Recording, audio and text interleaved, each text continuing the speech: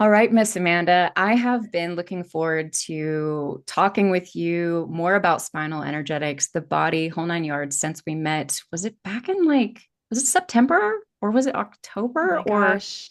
I think so. I Wherever was we were. trying to remember. I was Oh just wait, we like, were we were in Loveland. We were in Loveland. We stayed at right. Jen's place. But like Yeah. when? Do you remember? I want to say September. I don't know. It's been a few months. I feel like time and the concept of time has been so difficult to kind of latch on to this year. Yeah. So I want to dive into again like spinal energetics and the body and those sorts of things, but where I'd really love to start with you is your background because you Mm, have such an interesting story and there's a lot of parallels with your childhood and mine. And mm. I just feel like, you know, background stories such as ours are so powerful for people to hear because it's really easy when they kind of see us on the front end and they're like, oh, yeah, they're out there in front of people and they're helping people. And they think that we just like woke up one day and we were in it, right? Yeah. Um, but like we were kind of talking about before we even started recording, I feel like so much of our ability to hold space, to assist others and their healing journeys is because of what we've gone through. So, Yeah. reading your bio and reading more about you. And I definitely encourage everyone who's tuning in to really spend some time with Amanda's website because there's a lot of just information there that's very interesting about you and your background. A couple of the things you grew up Catholic, in the Yeah. midst of religion, big family, like holy crap, 10 siblings. It's so Yeah. wild. Well, there's 11 of us now. We found out at about 11th later, Oh but my, grew up with 10 total, 10 kids, seven so, boys, three girls. Yeah. so many. It's baffling for me to think about. Homeschooling, sexual Hmm. abuse, Hmm. bullying, becoming mute Yeah. due to panic attacks. I mean, Yep. there was so much going on within your childhood. And I would just love for you to kind of first share with us, what it was like, or even what it's like now to kind of like look back at this chapter in your life. Like, how Mm. did it really set you up for the work that you're doing now?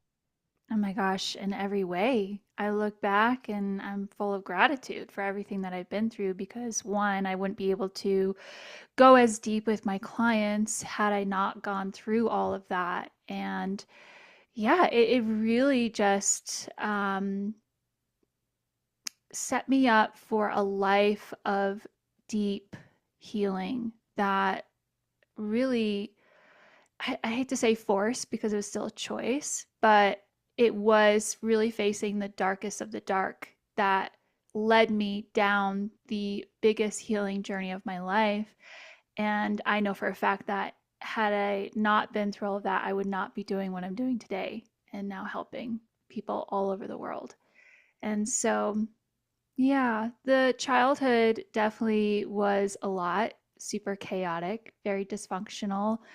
Uh, Although I look back and I wouldn't change anything about, growing up with that many siblings and, growing up in this huge house that we ended up losing. My parents later on got divorced. And so, yeah, it was a lot of anxiety, a lot of panic attacks later on in life from the anxiety. I did become a mute in high school, which is interesting because now I have my own podcast. I'm asked to be on top podcasts now. And I know that my voice is probably my greatest gift in this life. And I credit so much of that to that teenager in me during those years to where I'm at today. So yeah, the mute was really difficult. It was debilitating. Like literally, I could not speak Mm. in high school. Although when I was with like cousins or family, not a problem. But through public school and social gatherings outside of family, I could not speak. I was so afraid of rejection. I was so afraid of what people thought of me. I was so afraid of being made fun of because literally it felt like everything that came out of me, somebody would laugh or make a joke about it, or I get teased or sometimes beaten up. And So it's just better to remain quiet. That's how I survived. And it wasn't until later on, I was 18 and I had my first beer. Bud Light, yeah, Budweiser. Grew up in New Hampshire, so it's big out there. And for the first time, I loosened up and I opened up and I became this little drunk social butterfly. And I loved it. And everybody else loved it. And so then just a lot of drinking came from that, and unfortunately drugs, and just more trauma happening because of being in those types of environments. So yeah, I mean, I don't know where where to keep going with that, but yeah, it led me down this path where again I hit another rock bottom. I was dating a lot of narcissistic men, until I met my husband, who I've been with for 15 years now. But during that time, my early 20s, I, yeah, I just remember hitting this rock bottom, and fitness is actually what helped me get out of it. I started joining these obstacle course races like Tough Mudder, Spartan racing. And it was through those races, with those mud races, with the obstacles, where they just taught you like push right through them. And it just symbolized so much in my life, just push right through it so you can get out the other side.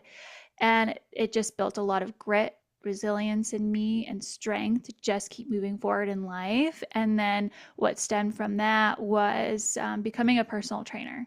And so I worked in restaurants, bartending all through my 20s, while also personal training, and just to pay the bills. But then I started my own online virtual personal training business, and that did really well. And then COVID hit, and that's when every personal trainer started asking me, Amanda, hey, how do you start an online fitness business? And so what stemmed from there was a business coaching program called Impact Coach Academy. If anybody's listening, you remember who's been with me that long. But yeah, so I did that for a few years. That one was hands down the most successful business. Killed it. I had at 1.7 employees helping me out. I felt like I was only working a few hours a day at one point. I would take trips and vacations like it was the dream. We bought our dream house shortly after. We bought a boat. I mean, we had like this luxurious life. It was freaking awesome. Never been happier. But there's still something that was missing. I couldn't quite wrap my finger around it. And then one day out of the blue, we were living in the mountains, and a wildfire came through and burned down our whole neighborhood, burned down our house, everything we owned in it. And I was home when the fire came. I never got evacuated. And so I ran for my life, barely made it out alive, hit a tree on the way out, and broke down on the side of the road. Again, barely survived that. And so it was a very traumatic experience to not only lose everything, but almost losing my life. And that's when things really got bad. And so that business, I wasn't there. I was mentally just gone, emotionally, spiritually, I was just gone. And so I shut down, and the business at the time shut down for a few months too, just so I could kind of get back on my feet and just prioritize my health. Because, I mean, it was like 3 times a day, panic attacks, just walking upstairs to the bedroom, or just trying to call somebody on the phone. Like it just the sound of wind, or the smell of smoke, or the sight of flame, I would go into PTSD. It would send me spiraling. And so definitely prioritize all the healing with all of that. But that's where I felt like my healing journey truly began on the deepest of levels. That's when I started doing the ayahuasca, and then later on found Spinal Energetics. And yeah, that's what I do now. So, So I'm curious about how, this what feels to me is like this parallel between your childhood and then like the fire, mm, right? Just all of the emotions and because it feels like to me, like with your story, it's like, you know, you had all of these panic attacks. There were a lot of things going on in your body, a lot of trauma. Yeah. Um, I'm sure a lot of like stuck and stagnant emotion, right? And of course, as you got older, you kind of found your way out through that, but more so like through physical things, right? Through like working it out and also just, it sounds like kind of busying yourself, right? So, Oh not yeah. necessarily going back and doing like the emotional work or even probably sitting much with what you had been through. I don't know, I could be wrong, but it Mm. feels like to me that like this wildfire like brought all of that back to the forefront, even though it didn't look the same way. Would you agree with that? Yeah, absolutely. I mean, there were a lot of parallels from the childhood to the fire and what was coming up. Like a lot of it, I think, had to do with being in that chaos growing up, but then through my family's divorce and basically losing everything in our home through all of that and losing all of our money. When the fire hit, and I lost my home, just like it happened early on. And then I lost the business. So I lost my money, and so it spiraled me. I became so dysregulated, but it was exactly what I needed to really wake me the fuck up and be like, Amanda, like it's time to heal this pattern so that we can really begin to thrive in this world and do what we're meant to do. Yeah, there are a lot of parallels for sure. Mm, Yeah, it's such a, I mean, both of us are in the more spiritual community, and I think we've yeah. come to kind of identify like really difficult times with some of our most transformative, you know, portals in Mm. our lives, right? Like those places where we kind of stepped up and stepped out. Um, how long were you kind of going through this really difficult time of, after your home had been taken away the second time? Like, how long did that period last for you before you kind of started saying, okay, I need to heal, I need to get some help, or what, however that came up for you? Yeah, I mean, it's hard to answer that question because there are different levels of it. So at the beginning, it was that whole grieving process. So that was at least a few months, and then I started EMDR therapy with my therapist that I had worked with before for sexual abuse and other things. And then, so that was helping, but I still was struggling. Like, I found myself with anxiety, still, depression, suicidal ideation. And I just remember it was about a year after the fire that things just weren't going good. Like, I was that girl. So it takes a lot for me to get angry at somebody. But I noticed something else coming up. There were a couple times where I just exploded on a complete stranger. Like I Mm. remember taking my dogs outside. We were in the midst of trying to find a place to live, and we were being kept up in this one home thanks to a friend. And I let my dog outside to go to the bathroom, and I didn't have my poop bag on me. And so I ran back, but in that short 2 minutes, this lady comes up and starts screaming at me like, "You need to clean up your dog poop." And I just like laid it on her, and I was just I've never seen myself like this. Like we were good by the end of it, but like that was just like the anger was like a whole nother thing. And so experiencing that and seeing other people who have anger issues, I can relate to them now. I get it, like hurt people. And I truly felt that for the first time. But yeah, I forgot what we were talking about, but um, yeah, it took a year. That's right. Before I really started to go down more the spiritual path with my healing journey. I actually stopped believing in God. Grew up Catholic, never, you know, never aligned with any of that religion. And then after going through so many horrific things, I stopped believing in God. But then it came back to me when I did an ayahuasca ceremony, and I look at God as like something totally different now. I saw this light, this source energy. There was no face or, you know, Jesus or crucifixion behind it. It was a frequency, and it felt like that's literally where we came from. And for the first time I felt like I belonged. and re-merged back with my soul because I was very dissociated. My soul was disconnected from my body, quite literally.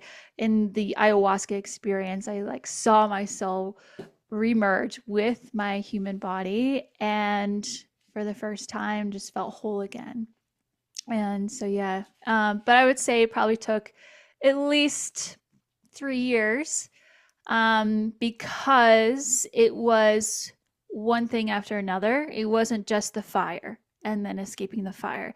Then we had COVID that hit that year too. And then we were super underinsured because of COVID. So building costs skyrocketed. And so dealing with insurance, dealing with the bank, literally hours every single day on the phone with them. And so it was just, you be out and about, and it's just like how you lose a loved one. You know how like one small thing reminds you of it, and then you have to, work through those emotions. Well, there's just so many things. I used to have a lot of attachment to things. Like I was that girl who kept everything growing up, every note that a friend made, wrote me, and whatnot. And so every time I um, came across something at the grocery store, at Costco, at the furniture place, it would make me think of what I once had. And I had these emotional attachments to them, which, totally okay to have. But, you don't realize how much something really means to you until you lose it all. And so it was just re traumatizing over and over and over again. And there's a lot of stuff that people own in their homes, and things that you'll never get back again, like photo albums and things that, my dog's ashes, and just those things where that aren't replaceable. And so it's just this very long grieving process that took a few years to work through for me personally. Yeah. Well, it's massive. I mean, because it's not like you said, it wasn't just the fire and then all of the things after the fire, but then it's also like your childhood and all of the things that you Yeah. went through, in your life leading up to that point. Mhm. Like 3 years is actually really fast. Yeah. Yeah. Yeah. It is fast. That's right. Yeah. I'm curious about like in regards to like so this experience that you had with God, was this when things really kind of shifted for you on a spiritual level? Yeah, I would Was say in the so. midst of Yeah. this like plant medicine? Yeah, the plant medicine. Yeah, my whole perspective changed on the world. And I used to like get so mad, like, oh, why did this fire happen to us? Like I was so angry with fire, and like how could you? And I just never could understand. But after plant ceremony, that was when my whole perspective changed, and I healed my relationship with fire. Like I literally sat down with my fireplace in front of me and had a full-blown conversation with it. Like it looks weird thinking about it, but like just like okay. And like the fire, like this was during the ayahuasca, by the way. Where the fire was talking to me like, Amanda, it's because I actually started blaming myself for the fire, because I was like, how did I manifest this? Did I like it? This is all my fault. And the fire was like, no, Amanda, it's a circle of life. I'm like, oh. Like, stuff that is common sense, but also remembering what, you know, the good things about fire, and how it cooks food for us, it keeps us warm, gives us light, like all of these things. And just kind of remembering all those things and all the core memories I've had with fire, because I love campfires. I love, yeah, I love the smell of candles. I love all of that stuff. And I couldn't even do that for a long time, until I literally faced one of my biggest fears during that time. Yeah. Yeah, no, I think it's beautiful. It sounds like a beautiful, um, not ritual, but just time to take with Hmm. fire. I feel like I would have to do the same thing or something similar if I had gone through what you went through. I mean, that's just massive. And of course, there's so much anger around a situation like that. And I mean, yeah, that's there's so much there. Um, so what brought you to spinal energetics? Like where did you come across spinal energetics on that path? I saw an Instagram reel.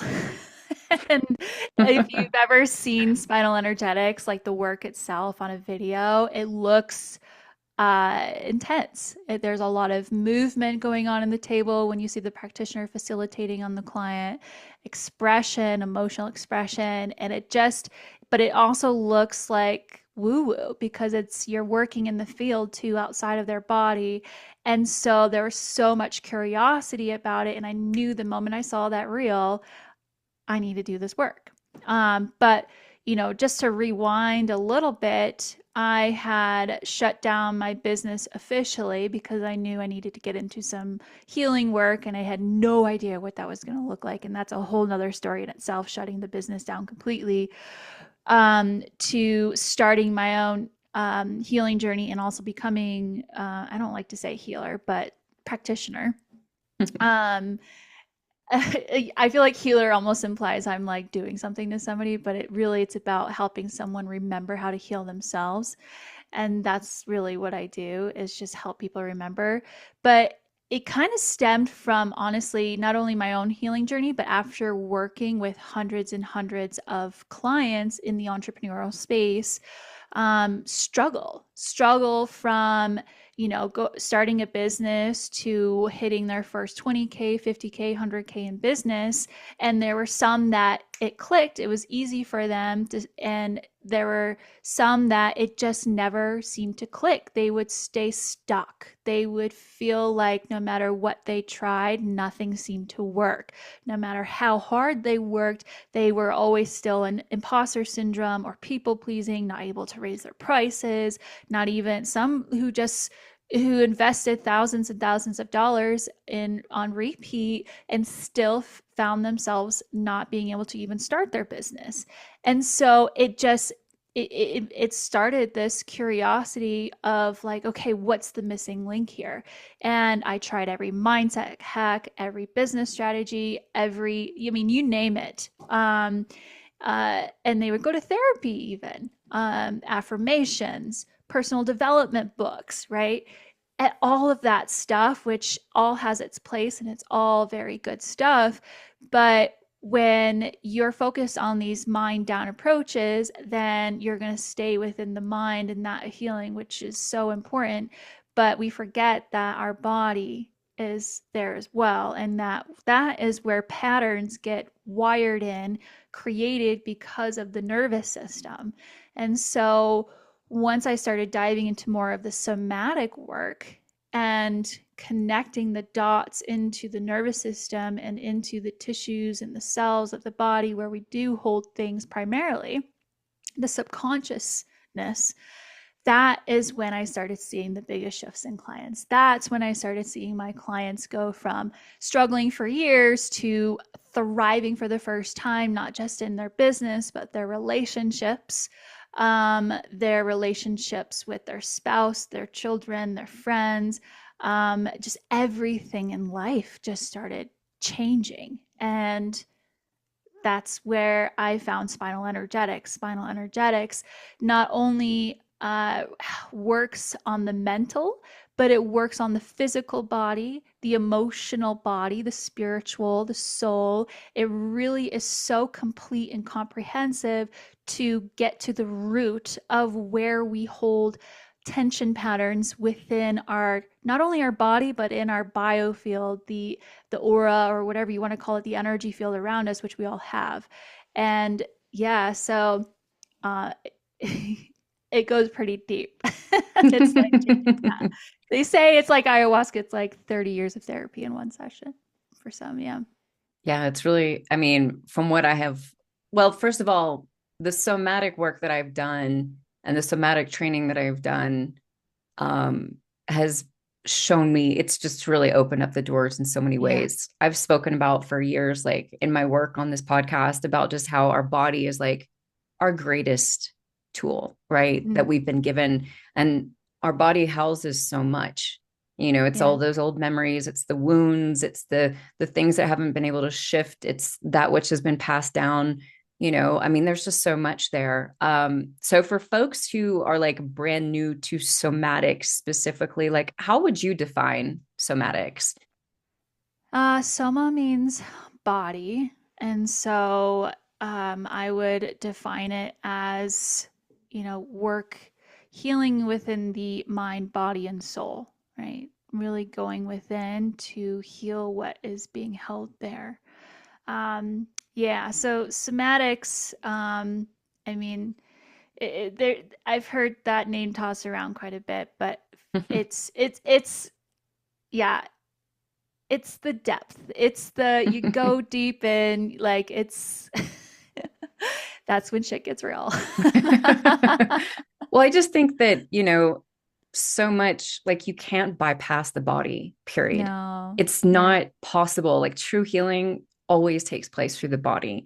Yeah. It's not like you can't work on other parts like the mind, but like you've got to go through the body to really make big shifts. Mhm. Again, it's like the way that I view the body is really it's just this connection to our spiritual self, our emotional bodies, our energy bodies, all of that really enable us to get access to that sort of like behind the scenes stuff, Yeah. so that we can start making those shifts and transitioning things around. And I think that, this whole glorification of the mind that is so prevalent in our Western country and still like the bro culture, and like a lot in the coaching industry. And you know what I mean? Like it's Yeah. all focused on the mind, and the mind is massive. You can't like downplay it, but like the body is The like, body. That's the it's, ticket. it's That's the massive. ticket. It's the secret. Honestly, it's becoming more known today. Like I feel like people are finally catching up to something that we've already known, but we've forgotten it because of the thing called the brain. When we get stuck in the logical mind and forget that our mind and body are one, they're connected. And, the body is really the subconscious. When you think of the intelligence of the body, the innate wisdom, it's the same wisdom that's already growing your hair for you. It's healing a cut. It's digesting your food, pumping your heart. It does those things automatically. It also knows how to automatically release trauma. But over so many centuries, we have gotten more and more into our brain and have forgotten our own self healing abilities and how to unwind those patterns that we're holding on to, or we're told at a young age, oh, shove it down. You're okay, instead of allowing somebody just fully to feel anger. It's such a normal human expression, and we look at it as this bad thing, but it's a good thing. Just like we shouldn't label food as good or bad. It's nutritious or not nutritious, right? Same thing when it comes to our emotions. Like it's good to feel the stuff that people label as bad. Um, like if I get a client who starts crying on the table, I'm like, yay! Like, and I mean that in the most heartfelt way. But it's so important to do that because they're all linked to our nervous system. We have to finish the defense feedback loop within the nervous system. Otherwise, we stay stuck in survival. And when we stay in survival, your cortisol levels are raised. Therefore, you're going to be stressed out more. You're going to create more ailments or physical symptoms in the body, like weight gain or the anxiety and depression, or so many chronic illnesses have stemmed from being in these high states of cortisol, of stress levels. And that's usually due because of being in survival. Your body literally thinks that it has to stay like this in order to survive. And so really the key is to restore the homeostasis, the balance in the body, so that you can come back to a sense of safety and ease in the body, a place where you can have fun and pleasure and enjoy life and not feel like you can never do enough. I know a lot of women out there, especially moms and female entrepreneurs, I mean, men too, where they feel guilty if they're not doing enough. Because they connect that to something that's wired in the nervous system where maybe they don't matter, they're not good enough. The harder I work, the more money I make. And those are not what you're born with. They're just patterns that were created probably most likely from a younger age, from something traumatic that you experience, big or small trauma, or just an event or circumstance or somebody else's energy that reflected onto you that you carried over. Maybe a money story that your parents went through. It said like money doesn't grow on trees, or we can't afford that. This is it. It doesn't have to be like this extreme traumatic thing that you went through, like sexual abuse. It could just have been as simple as something that somebody said to you that you've been holding on for who knows how many years now. And so when you do work like somatic work, spinal energetics, somatic breath work, there's so many modalities out there. And, I'll just say spinal energetics has been the most profound one, the most transformative one that I've experienced myself. Okay, that's not true for everybody, but that's what I've seen, not just for myself, but all of my clients. That is where the shifts have finally happened. That's where I've seen the shifts for people who just kill it in business now. But I work with everybody now, not just entrepreneurs. I see it in relationships, and families coming together. And when the parent heals, you're healing the whole family. You really are. When you are changing your frequency, your vibration from chaos to calm, that is when you begin to change the world around you, the environments that starts in the home, and therefore spreading and rippling effect outside of the home into other people. That's my belief. Yeah, I completely agree. I mean, I Mm. see the same thing in, with my work through the Akasha in that Yeah. regard. I mean, we're all energetically linked. So, of course, when we're doing, the mantra for this podcast and my work, when we invest in ourselves, the world benefits, and that Yes. world can be thousands of people, or it can just be the five closest people to us, and those we come into contact with at the grocery store. Like, you just don't really know who Yeah. you are affecting as you move through life and how you can assist other people. So real quick, for folks who have no concept of spinal energetics, like what's kind of your definition around that? Because I Yeah. feel like it's so hard to It is hard to explain. I always say it's the like you got best to way to, see it. yeah, the best way to understand it is to experience it, really. So what we're doing again is working on the intelligence, working with the intelligence. I'm not transmitting anything. As a facilitator, I'm just helping one remember how to heal themselves by tapping into that own energy, that own nervous system that knows how to heal, right? Knows how to shift through things. And so spinal energetics, it does combine both Eastern and Western thought. So there is a little bit of chiropractic influence on there. There's inner dance and Kundalini influence in it.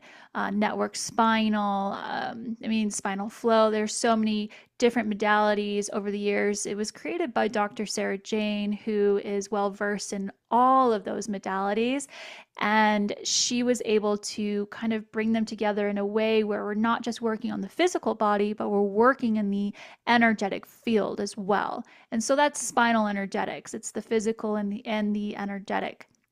And so when we're able to, what we're trained as facilitators is to find the tension patterns you're holding on to in the body.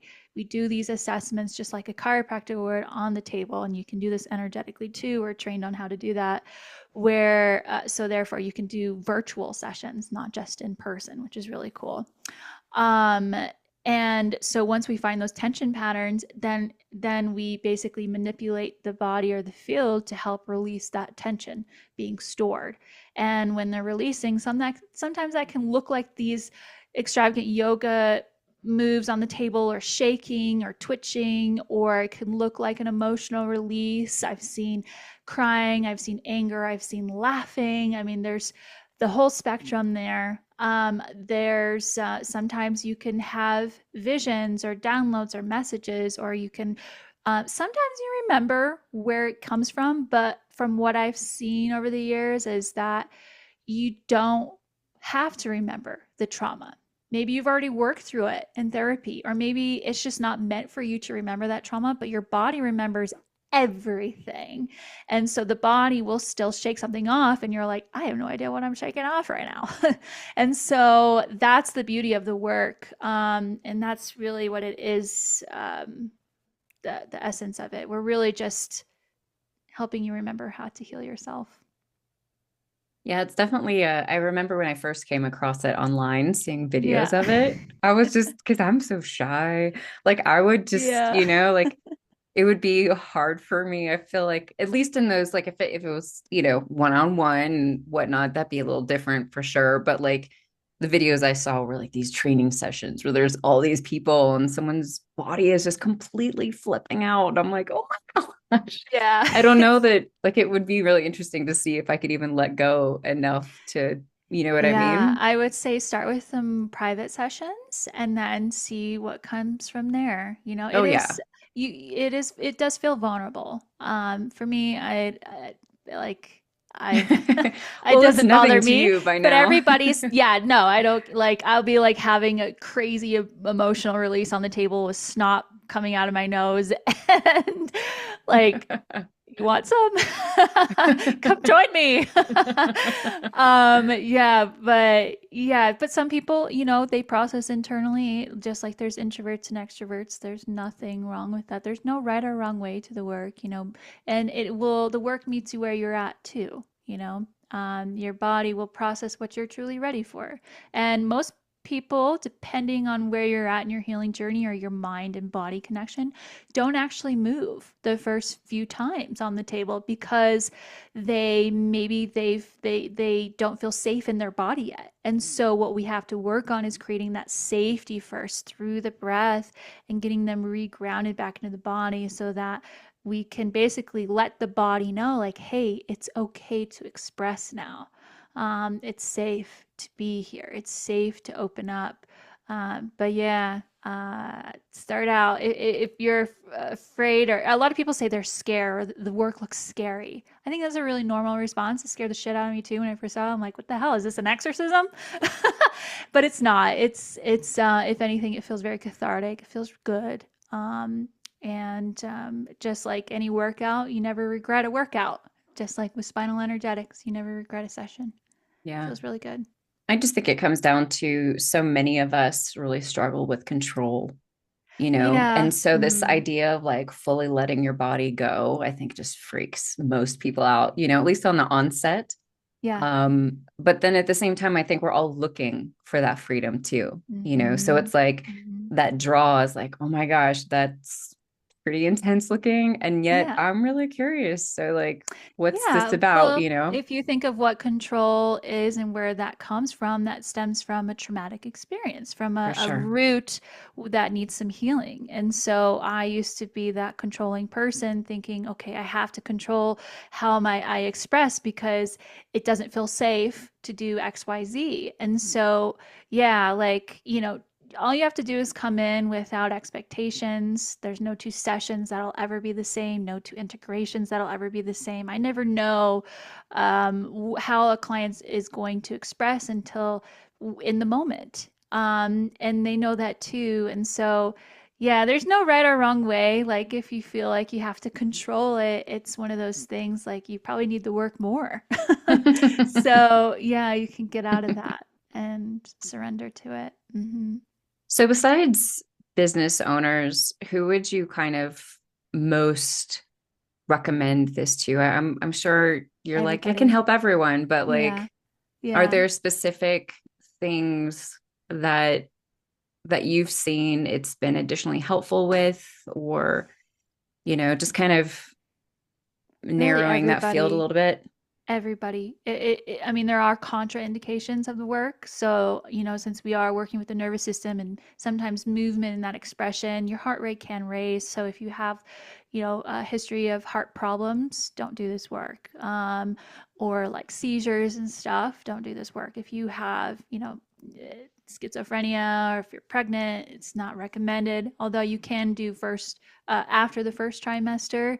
Um, but yeah, there are some contraindications. You got to make sure that you didn't just have surgery, so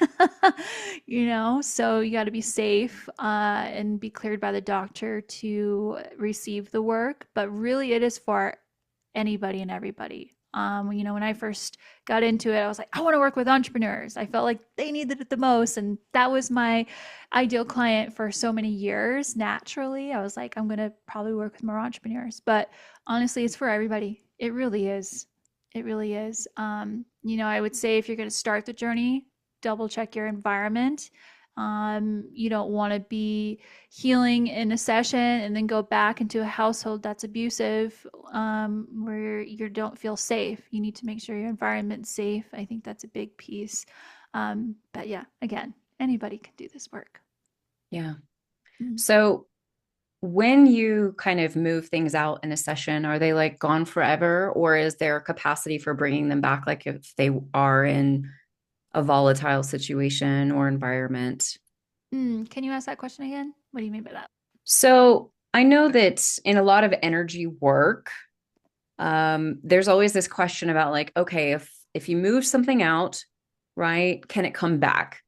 If you're Oh, continuing to like re-traumatize yourself, I guess basically. Like, what are your thoughts on that? Is it like the same thing that comes back? Is it something that's a little bit different? Like, once you move something out, do you believe it's fully gone? yeah. So when you are shifting, releasing, letting something go, it can take a few days to process, to complete that defense feedback loop. The only times I've ever seen it not go away completely is when somebody during their integration are shoving it back down, right? So for example, maybe we found a tension pattern in their neck and they are stuck with overthinking, ruminating, type A personality. They're just stuck in their head all the time. And then the next day, they start to feel like irritable around other people and they're just like they don't know what to do with that emotion, right? And so they're like, well, this sucks. I'm just going to put that back down. And so they put it back down, and so that's the only time where I've seen it not go away completely. But 99.9999% of all my clients have always just gotten rid of something completely. But, keep in mind there could be layers, like I've had clients who've had back pain and it went away the first session. Where I've had clients, it took them many months to work through different layers to get to the root of where that trauma, of that back pain was coming from. And so, sometimes in that lower back, they have to release something that's in the upper neck, or they have to work through this event or this event from their past in order to get to that root, if that makes sense. Um, yeah, so. Interesting. Yeah. So I would assume that every session looks a little bit different for Totally. the Yeah. the person who's receiving, right? Yeah. Oh, yeah. Yeah. Yeah. I've never seen any two people the same. I mean, I've seen there's similar movements, and we know what those are, and we know how to support somebody so that they're not, they could bring that safety back into the body. But yeah, no two sessions. No, never the same. You never know. And Yeah. at first, there's been a couple of times where even I get scared going into a session because I don't know what's going to happen. It's like going into a plant ceremony. I don't know what's going to happen. But again, yeah, you never regret it. It feels really good Yeah, to I feel like a let lot it of go. energy healing. I mean, I know my Akashic restoration sessions, they've literally never been the same. There's really Yeah. like things will come up. Like there was a session I was doing last week for one of my clients, and they were having me remove like energy that was on the outside of their palms, which Mm. I'd never seen that before. I don't, like they didn't like go Yeah. into depth about what that was, but that was just one of Okay. the places we had to work on. And it was just like, okay, so Let's do let's go it. there. Like, Yeah. it's Yeah. just so wild to me how there is no sort of like, there's no pattern, it's the outcome that is consistent, right? But like the ways in which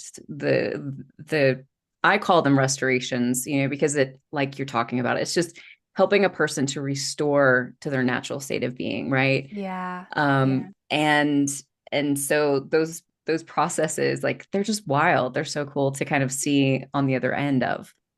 Um, so before we kind of wrap things up here, is there anything that you think is important that we didn't touch on, about spinal energetics or the body itself that you would like to share with folks?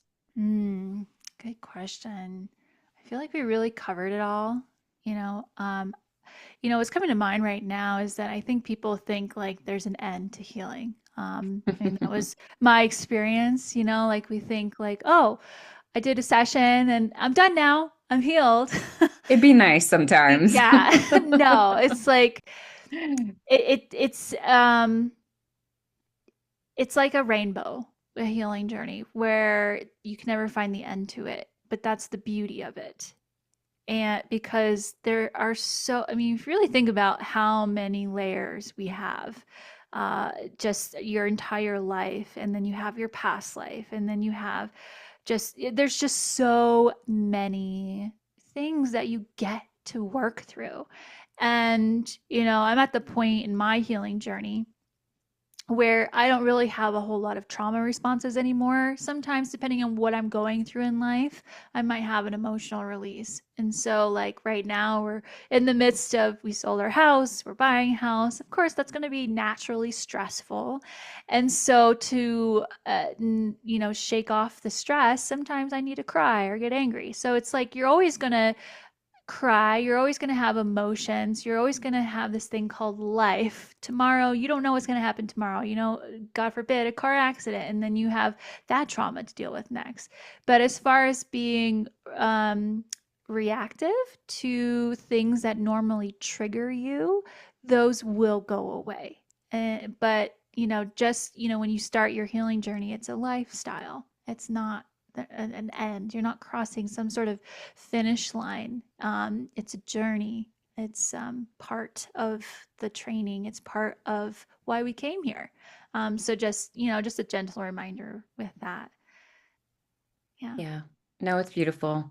Mm. I think that there's a lot of discussion like within the somatic community, and it's just kind of short-sighted in regards to this idea that we're supposed to always be neutral, but our emotions are what make being a human so vivacious. Like they are Yes. truly what makes our experience interesting Yeah. because I mean, that's the difference between us and animals, or, you know what I mean? Like, our emotions are incredibly powerful and they have so much to share with us, each and every one of them, where we've often labeled them as good or bad, but like every emotion has such a gift for us. Oh, totally. So I love Yeah. that you kind of They're brought your that up. friend. Yeah. They Anger's your truly friend. are. Yeah. They truly, truly are. Yeah. So, Miss Amanda, share with folks like where they can find you. Of course, I'll have links in the show notes and everything, but like where can they find you? How do you work with people and all the good stuff? Yeah, yeah. So I'm mostly on Instagram, Agape Holistic Healing. I'm on TikTok now too, which has been fun to learn. So you can come find me there.